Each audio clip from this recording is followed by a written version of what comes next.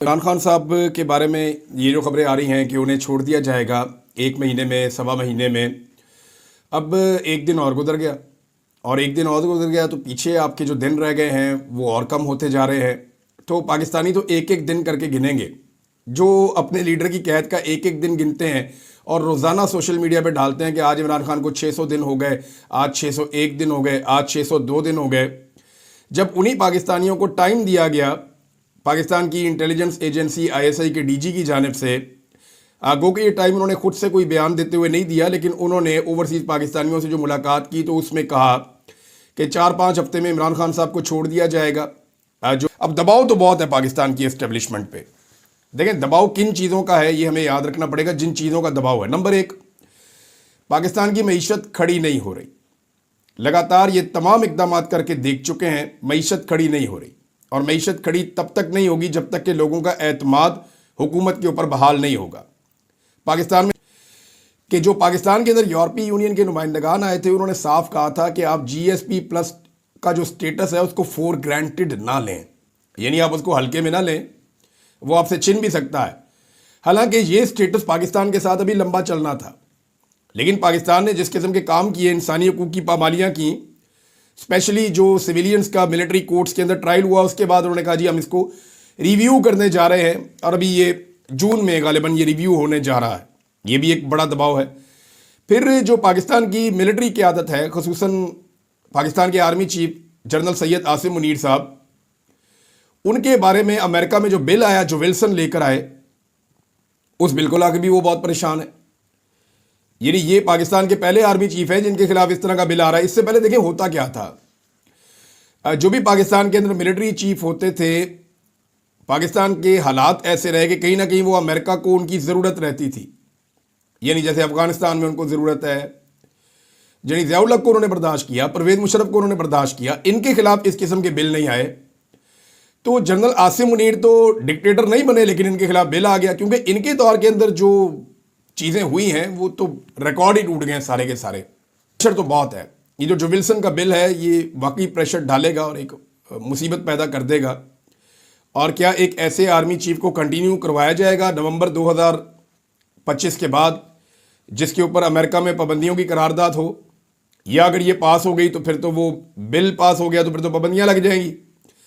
अब ये बड़ी टेक्निकल चीज़ें हैं, इनसे बचना कैसे है?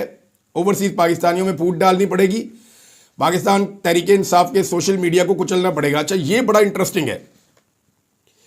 अगर पाकिस्तान तहरीक इंसाफ के सोशल मीडिया को पाकिस्तान की एस्टेब्लिशमेंट कुचलती है तो उसके लिए उन्हें सैकड़ों गिरफ्तारियां करनी पड़ेंगी।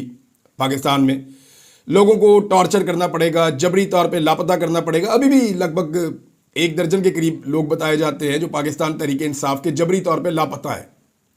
पीका के तहत बहुत सारे लोगों को गिरफ्तार करना पड़ेगा, जुल्म और बर्बरियत करनी पड़ेगी, तब जाकर सोशल मीडिया को पाकिस्तान के अंदर कुछ हद तक हैंडल किया जा सकेगा। तो सोशल मीडिया को अगर तोड़ना और कमज़ोर करना है तो पाकिस्तान में कुछ हद तक शायद ये कर पाए, लेकिन पूरी तरह से कुचलना मुमकिन नहीं है। नंबर 2, ओवरसीज़ पाकिस्तानियों में अगर फूट डालनी है तो ये फूट खत्म हो जाएगी जैसे ही आप एक क्रैकडाउन करेंगे, ओवरसीज़ पाकिस्तानी फिर इकट्ठे हो जाएंगे। और अगर इक्का दुक्का लोगों की आप सोच बदलने में कामयाब हो भी जाते हैं, या वो अपना बयानिया आपकी वजह से नरम कर लेते हैं, या सोच बदल भी जाती है, तो ओवरसीज़ पाकिस्तानियों की अक्सरियत कल भी इमरान खान के साथ खड़ी थी, आज भी खड़ी है।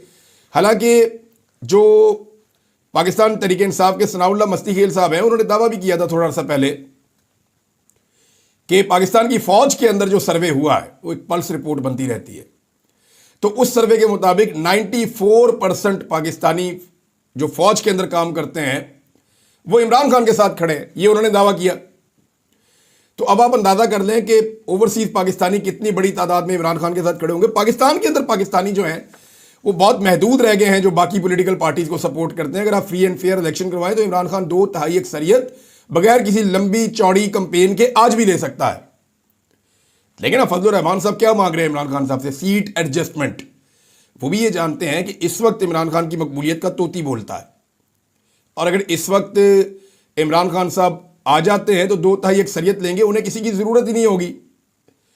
लिहाजा अगर अपनी सीटें लेनी है तो इमरान खान साहब के साथ सीट एडजस्टमेंट करनी पड़ेगी। ये फजलुर रहमान साहब जैसा मजबूत सियासतदान भी जानता है। अब इमरान खान साहब से एक तरफ तो कहा जा रहा है जी हालात बेहतर किए जाएंगे, टेम्परेचर डाउन किया जाएगा। दूसरी तरफ बंदे अगवा किए जा रहे हैं, जुल्म और बर्बरियत जो है उसको बंद ही नहीं किया जा रहा, और इमरान खान साहब की मुलाकातें भी रोकी हुई हैं।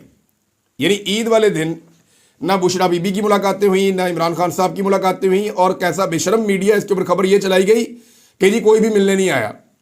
भाई जब मुलाकातों के लिए अदालती अहकामात लेकर तयशुदा मुलाकातों के लिए वो मिलने आते हैं तो कोई मिलने नहीं देता, और आज तो कोई मुलाकात आप इजाज़त ही नहीं दे रहे और फिर खबर चला रहे हैं कि जनाब बंदे मिलने नहीं आए। अवाम पहुंची क्यों नहीं, लोग पहुंचे क्यों नहीं? तो लोग पहुंचे जी आज इमरान खान साहब से मिलने के लिए। सलमान अकरम राजा साहब जो लिस्ट बनाकर देते हैं कि ये बंदे इमरान खान को मिलेंगे और ये बंदे नहीं मिलेंगे, उस सलमान अकरम राजा साहब को ही नहीं मिलने दिया गया इमरान खान साहब से, अंदाज़ा कीजिए आप। और कोऑर्डिनेटर हैं जो नामजद करते हैं बंदे के, ये जाएगा अंदर, ये नहीं जाएगा। और जो जेल का अमला था वो कह रहा था जी फलां फलां बंदे को हम अंदर भेज देते हैं, और जेल का अमला नाम दे रहा था कि ये बंदे आप अंदर भिजवा दें। यानी जेल अमला की जानिब से बार बार अंसर कियानी एडवोकेट और ताबिश फारूक एडवोकेट को अंदर भिजवाने की हिदायत की गई, जिस पर सलमान अकरम राजा ने दोनों को अंदर जाने से दोबारा रोक दिया। उन्होंने कहा जी आप अंदर नहीं जाएंगे। सलमान अकरम राजा साहब ने कहा, सलमान अकरम राजा ने कहा कि आप हमें अंदर भिजवाएं और हमारे बाद इनको भी भिजवा दें, लेकिन नंबर पूरे ना करें। अगर आप हमें अंदर नहीं भेजते तो कोई भी अंदर नहीं जाएगा। फिर आदम सवाती साहब कोई एक दो लोगों के साथ अंदर गए हैं, उन्होंने जाके इमरान खान साहब से मुलाकात की, और ये बड़ी बमशेल मुलाकात है। इसके हवाले से जो खबरें हैं वो मैं आपको बताता हूँ, ये एक्सप्रेस न्यूज़ से आपको पढ़ के सुनाता हूँ। स्पीकर खैबर पख्तूनख्वा असेंबली को मुस्ताफ़ी हो जाना चाहिए, इमरान खान साहब ने कहा। अच्छा, लोग वज़ीर आला के बारे में बात करते, इमरान खान साहब ने स्पीकर के बारे में बात कर दी कि स्पीकर को जो है वो मुस्ताफ़ी हो जाना चाहिए। पाकिस्तान तहरीक इंसाफ के बानी इमरान खान ने कहा है कि अगर पार्टी रहनुमाओं पर करप्शन के इल्ज़ामात की तहकीकात करने वाली कमेटी ने फैसला किया है तो खैबर पख्तूनख्वा असेंबली के स्पीकर को अपने ओहदे से मुस्ताफ़ी हो जाना चाहिए। रावलपिंडी अडियाला जेल में इमरान खान के साथ मुलाकात के बाद ये बातें बताई हैं आदम सवाती साहब ने। ये इमरान खान साहब के बड़े करीबी साथी हैं, और इमरान खान साहब इन पर एतबार इसलिए करते हैं कि इन्होंने हर तरह का जबर बर्दाश्त किया है। इनकी वीडियोज़ लीक कर दी गई, इन्होंने उस पर भी प्रेस कॉन्फ्रेंस कर दिया आके। इनकी फैमिली के साथ वीडियोज़ एक कैमरे में बना के वो लीक कर दी गई खुफिया कैमरों से, इन्होंने वो भी आके मीडिया के सामने रख दिया सारा कुछ। फिर इनके कपड़े उतारे गए, इन्होंने आके वो भी मीडिया के सामने रख दिया। जुल्म और जबर का एक बाजार गर्म किया गया, लेकिन ये आदमी बाज नहीं आया, इसने हर चीज़ आकर बताई बाहर। और इमरान खान साहब को ये लगता है कि आदम सवाती साहब उनके वफादार साथियों में से एक हैं और वो उनको कभी धोखा नहीं देंगे। तो आदम सवाती साहब ने कहा कि मेरी दो लोगों के साथ इमरान खान साहब से मुलाकात हुई। मैंने इमरान खान को बताया कि सलमान अकरम राजा आपका कभी सौदा नहीं करेगा। मैंने इमरान खान को मानसेरा की करप्शन के मामला पर बताया। मैंने इमरान खान को बताया कि कमेटी के मामला सामने लाए जाएं। इमरान खान ने कहा कि KP anti corruption findings committee ने फैसला किया है तो स्पीकर केपी के असेंबली जो है उनको मुस्ताफ़ी हो जाना चाहिए। फिर जुनैद अकबर के बारे में भी इमरान खान साहब को बताया, और उस पर जो जुनैद अकबर साहब ने कुछ तैनातियाँ की हैं उनको इमरान खान साहब ने वापस किया जाए, ये हुक्म जारी किया। पंजाब के मामला पे आलिया हमजा साहिबा का जिस तरह रास्ता रोका जा रहा है, देखिए आलिया हमजा साहिबा का रास्ता दो तीन तरीके से रोका जा रहा है। एक तो एस्टेब्लिशमेंट कोशिश करती रहती है कि आलिया हमजा साहिबा को डराया जाए, धमकाया जाए, वो काम ना कर पाए। दूसरा, पार्टी के अंदर भी उनकी मुखालफत पैदा हो रही है क्योंकि वो बड़े ज़ोरदार तरीके से आगे लेकर चल रही हैं मामला को। और कुछ लोग ऐसे हैं जो किसी भी एहतजाज से पहले पुलिस के साथ मिलकर गिरफ्तारी दे देते थे और एहतजाज ख़त्म होते ही रिहा हो जाते थे, और वो ये कहते थे जनाब हम तो गिरफ्तार हो गए थे, हमने तो बड़ी कुर्बानी दे दी है, हम गिरफ्तारों में हमारा नाम लिखा जाए। तो ये जो वॉलंटियर गिरफ्तारियां थीं इसको भी एक्सपोज किया उन्होंने, और लीडरशिप के लिए मुश्किलात पैदा कर देंगे, निकलो बाहर, मैं निकल रही हूँ तुम भी निकलो। तो पार्टी के अंदर से भी कुछ मुखालफत हो रही है। अब डिटेल तो आदम सवाती साहब ने बताई होगी, लेकिन जो इमरान खान साहब ने कहा कि आलिया हमजा का रास्ता ना रोका जाए, और जुनैद अकबर के बारे में इमरान खान को कहते हैं, मैंने बताया कि वो अच्छा काम कर रहे हैं, लेकिन कुछ लोग ऐसे लगाए गए हैं जिन पे करप्शन के चार्जेस हैं। तो फिर इमरान खान साहब ने कहा कि इन लोगों को हटाया जाए। अच्छा जी, ये हो गया। और उसके बाद ये बताया एक वकील जो इमरान खान साहब को मिलने गए, मुबशर मकसूद ऐवान साहब, उन्होंने कहा जी इमरान खान ने हमें बताया है कि उन्हें ना ही किताबें दी गई हैं और 7 माह से उनके बच्चों से टेलीफोन पर बात नहीं करवाई गई। इमरान खान ने बताया कि सियासी मुलाकातें भी नहीं करने दी जा रही, और साथ ईद वाले दिन भी इमरान खान साहब की बच्चों से बात नहीं करवाई गई और ना ही उन्हें उनकी किताबें फराहम की गई हैं। बहरहाल ये बॉम्बशेल किस्म की मुलाकात थी आदम स्वाति साहब की। इमरान खान साहब ने सख्त अहकाम जारी किए हैं, और जो लोग कहते हैं कि, या जिन लोगों को ये दावा था कि इमरान खान साहब को 4 से 5 हफ्ते में छोड़ा जाएगा, वो चीज़ों को डाउन करना चाहते हैं, क्योंकि उन पर भी प्रेशर बहुत है। इमरान खान को ज़्यादा देर अंदर रखना तो मुमकिन नहीं है, हमेशा तो अंदर रखा नहीं जा सकता। अल्टीमेटली उन्होंने बाहर आना है, और डील करने के लिए वो बंदा तैयार नहीं है। अब सवाल ये पैदा होता है कि वो जो मुलाकातें नहीं करने दे रहे, 1 महीने में ऐसा क्या होगा कि वो इमरान खान साहब को छोड़ देंगे? अब तो जो वक्त है वो 1 महीने से भी कम रह गया है ना। अब तो 3 से 4 हफ्ते रह गए हैं। 1 हफ्ता तो बीच में से निकल गया, 1 हफ्ते से ज़्यादा टाइम निकल गया है। तो अब तो रह गए पीछे लगभग 3 से 4 हफ्ते, क्योंकि 4 से 5 हफ्ते उन्होंने गए थे। तो इन 3 से 4 हफ्ते में ऐसा क्या होगा कि इमरान खान साहब बाहर आ जाएंगे? इन 3 से 4 हफ्ते में अगर इमरान खान साहब ने बाहर आना, तो ऑप्टिक्स आपको नजर आ जाते ना। इमरान खान साहब से पहले यास्मीन राशिद बाहर आ जाती, शाह महमूद कुरैशी बाहर आ जाते, उन लोगों के ऊपर फर्द जुर्म आयद हो रही है। पाकिस्तान तहरीक इंसाफ के लोग एक के बाद एक जो है जबरी तौर पे लापता हो रहे हैं, और ये जो एस्टेब्लिशमेंट के चलाए गए डिजिटल चैनल्स हैं, उनके ऊपर जो टाउट्स भर्ती किए गए हैं, वो वहाँ बैठकर धमकियां लगा रहे हैं पाकिस्तानियों को कि अब हम ये कर देंगे, अब हम ये कर देंगे, रियासत ने तुम्हें पाला है, रियासत तुम्हारे साथ ये कर देगी। और फिटे मुंह ताड़ा, पहले रियासत का जो डेफिनेशन है वो पढ़ लो कि रियासत होती क्या है। ये कोई एक इदारा वो रियासत नहीं होता, या किसी एक इदारे का एक ऑफिसर जो है वो रियासत नहीं होता। रियासत की बड़ी वसी डेफिनेशन है। तुम लोगों को तो रियासत की डेफिनेशन आज तक समझ नहीं आई। पता नहीं कहां तुम लोग टाइम गुजारते रहे हो, और वहां बैठ के धमकियां लगा रहे हैं जनाब के ऐसे कर देंगे, तय कर दिया है, उठा लेंगे, मार देंगे, शिकवा नहीं होना चाहिए, और भाई कर लो जो करना है। पहले भी करके देख लिया जितना जुल्म पाकिस्तानियों के ऊपर हुआ है। ये मौलाना तारिक जमील साहब का स्टेटमेंट आप सुनिए। मौलाना तारिक जमील साहब जो हैं, ये नॉर्मली जो है वो सियासत पे बात नहीं करते, लेकिन इन्होंने बड़ी खुल के एक बात की है, वो मैं चाहता हूं कि वो बात आपके सामने रखूं। मौलाना तारिक जमील साहब कहते हैं कि 70 साल की इनकी उम्र है तारिक जमील साहब की, और कहते हैं मैंने अपनी 70 साला जिंदगी में पाकिस्तान में ऐसा जुल्म नहीं देखा जो अब हो रहा है, लेकिन रात कितनी लंबी क्यों ना हो जाए, सुबह को आने से कोई नहीं रोक सकता। ये मौलाना तारिक जमील साहब का मौजूदा हालात के ऊपर एक तबसरा है। और देखें, वो खुद कह रहे हैं कि मैंने अपनी जिंदगी में ऐसा जुल्म, अब इन्होंने तो देखा होगा ना ज़ियाउल हक का भी पूरा दौर, उससे पहले वाला भी दौर, इन्होंने तो डिक्टेटर्स देखे हैं, परवेज मुशर्रफ का दौर देखा है, और वो कह रहे हैं कि जी ऐसा सख्ती और ऐसा जुल्म मैंने इससे पहले नहीं देखा जो अब पाकिस्तान में हो रहा है। तो एक तरफ जुल्म हो रहा है, दूसरी तरफ धमकियां लगाई जा रही हैं, और तीसरी तरफ जो है वो मीटिंग्स के अंदर बैठ के रास्ते ढूंढे जा रहे हैं कि यार कोई मेहरबानी करो, तुसी भी, हम इमरान खान को बाहर निकालते हैं, और आलमी प्रेशर बढ़ता जा रहा है। इन सारी चीज़ों को आप अगर इकट्ठा करें तो पाकिस्तान की एस्टेब्लिशमेंट इस वक्त बहुत डिप्रेशन में है, बहुत ज़्यादा डेस्परेट है, और वो ये इमरान खान साहब को छोड़ना उनकी मजबूरी तो हो सकती है, लेकिन वो छोड़ नहीं सकते, वो बहुत फंसे हुए हैं, क्योंकि इमरान खान साहब जेल में बैठ के किसी किस्म की डील नहीं कर रहे।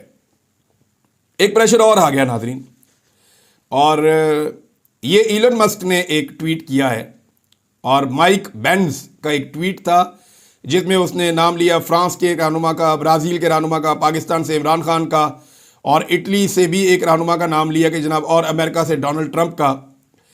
और वो ये कहते हैं कि इनके साथ, रोमानिया के एक रहनुमा, उनका भी कहा कि इनके साथ सबके साथ एक ही जैसा सलूक होता है।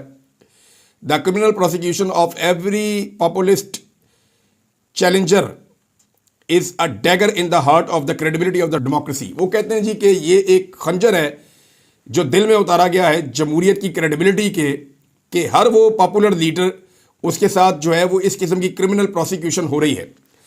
इस पे जो है वो इलन मस्क ने कहा, इमरान खान को उन्होंने इसमें नाम लिया। वो कहते हैं when the radical left can't win via democratic vote, कि जब ये रेडिकल लेफ्ट लोग जो है ना बाएं बाजू के, जब ये वोट के जरिए से जीत नहीं सकते, they abuse the legal system to jail their opponents, ये फिर गलत तरीके से इस्तेमाल करते हैं कानून को अपने मुखालिफिन को जेलों में डालने के लिए। This is their standard play book through out the world, और ये इनका तरीक़ाकार इन्होंने पूरी दुनिया में राइज किया हुआ है। ये इलन मस्क का ट्वीट है, इसके ऊपर भी कोई प्रेशर तो बनेगा, ऐसा नहीं है कि नहीं बनेगा। इलन मस्क जो है वो डोनाल्ड ट्रंप का बड़ा खास, बहुत ही खास, आप ये समझिएगा कि डोनाल्ड ट्रंप के बाद यानी उनका वाइस प्रेसिडेंट इतना नज़र नहीं आता, उनका मार्को रूबियो इतना नज़र नहीं आता, ट्रंप के साथ जितना ज़्यादा नज़र आता है Elon Musk. Even Elon Musk का बेटा जो है वो भी ट्रंप के साथ बड़ा जो है वो फेमिलियर है, उसके साथ कभी इधर जाता है, कभी उधर जाता है, कभी हेलीकॉप्टर में चढ़ जाता है। तो वो हम देख रहे होते हैं, ये चीज़ें मीडिया पे दिखाई दे रहा है, पूरी दुनिया ये जानती है कि जो ताल्लुक है इलन मस्क का डोनाल्ड ट्रंप के साथ। और डोनाल्ड ट्रंप के हवाले से, जो विल्सन के हवाले से ओवरसीज पाकिस्तानियों को मैं पहले ही आपको बता चुका हूँ कि उनका ये दावा है कि जो कुछ भी किया जा रहा है, जो बिल लाया जा रहा है, इसके पीछे रिपब्लिकन्स की सोच है और ये उनका सिस्टम ये चाहता है, ऐसा नहीं है कि ये एक अकेले आदमी की कार्रवाई या कोशिश है। नाज़रीन, बलूचिस्तान के अंदर एक बड़ी वादे वार्निंग दी है जो लोग बैठे हुए हैं धरना देकर। इनमें अख्तर मेंगल साहब हैं जो लीड कर रहे हैं। उन्होंने कहा कि अगर 2 दिन में गिरफ्तार खवातीन को रिहा ना किया गया तो कोयटा की जानिब हम मार्च करेंगे। लखपास मस्तूंग पर बीएनपी मेंगल का धरना 5वें दिन भी जारी है। उन्होंने कहा जी 2 दिन हम और देते हैं, यानी 1 हफ्ता हम यहाँ बैठें और अगर 2 दिन के बाद आपने ये रास्ते ना खोले और हमें कोयटा की तरफ महफूज रास्ता ना दिया तो फिर हम कोयटा की तरफ मार्च करना शुरू करेंगे। इस सूरत में नाज़रीन अब ये एक तसादुम हो सकता है। मेरे ख्याल में इस डेडलाइन के बाद हुकूमत किसी भी वक्त, रात के वक्त, जिन लोगों ने धरना दिया है उनकी गिरफ्तारियों की कोशिश करेगी, उनके ऊपर शेलिंग करेगी, जो तरीकाकार होता है वैसे हुकूमत का। अगर इस तरह का काम किया गया तो बलूचिस्तान के हालात ठीक होने की बजाय ज़्यादा ख़राब हो जाएंगे। राणा सनाउल्लाह साहब ने भी एक चीज़ का तो एतराफ़ किया है और ये खौफ हर पाकिस्तानी को है, हर मुहब्बे वतन पाकिस्तानी को ये खौफ है कि ये नहीं होना चाहिए। राणा सनाउल्लाह साहब ने कहा कि जी दहशतगर्द बलूचिस्तान को पाकिस्तान से अलग करना चाहते हैं। ये बात फजलुर रहमान साहब ने भी की है, ये बात जो है वो अपोजिशन लीडर ने भी की है, उमर अयूब साहब ने भी। तो सब लोग बार बार वार्न कर रहे हैं कि खुदा न खास्ता बलूचिस्तान टूट सकता है, होश के नाखून लें। ये जुल्म और बर्बरियत के साथ आप एक ज़मीन के खित्ते को अपने साथ जोड़कर नहीं रख सकते।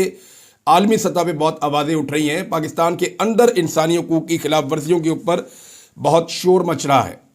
समीदीन बलोच साहिबा को जो है वो रिहा कर दिया गया है एक खबर के मुताबिक, लेकिन सिबगतुल्लाह शाजी इनको जबरी तौर पे लापता किया गया है और इनको इनके कुछ घर के अफराद के साथ उठा लिया गया था इनके घर से और सीटीडी ने कोयटा में इनके घर से गिरफ्तारी के बाद जबरी तौर पे लापता कर दिया। अब तक इन्हें नामालूम अजियत खाने में रखा गया है, ये रिपोर्ट किया जा रहा है और इसे किसी अदालत या जेल में पेश नहीं किया गया। 2 रोज़ कबल छोटे भाई और 2 भतीजों के साथ फोर्सेस ने इन्हें हिरासत में लिया था कोयटा से। ताहम 1 रोज़ बाद बाकी लोगों को रिहा कर दिया गया, जबकि शाजी, सिबगतुल्लाह शाजी इनका पूरा नाम है, ये अभी तक कोई मालूमात इनके हवाले से नहीं है। इन्हें किसी अदालत में भी पेश नहीं किया गया अब तक, या जेल में भी इनको नहीं भिजवाया गया।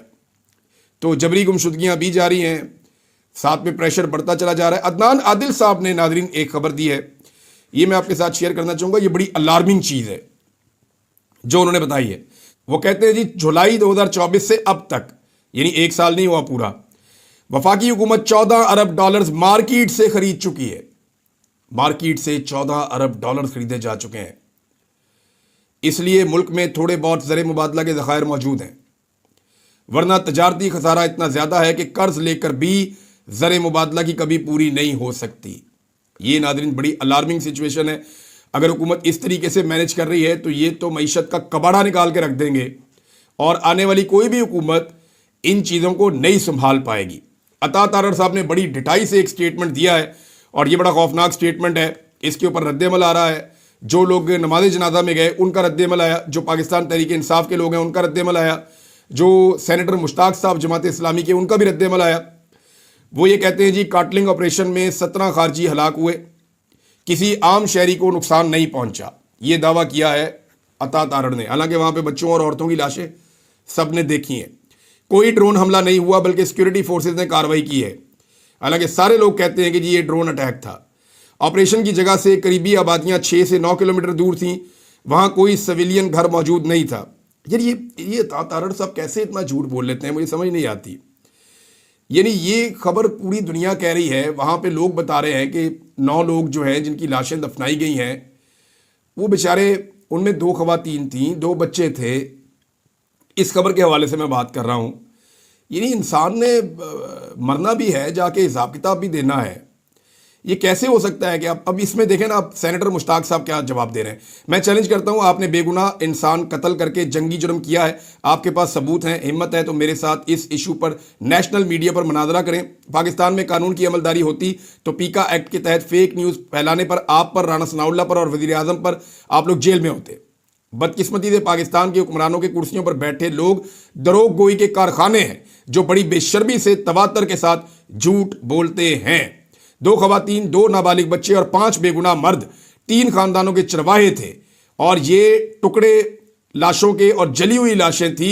मैं खुद इनके जनाजों में शरीक हुआ हूं।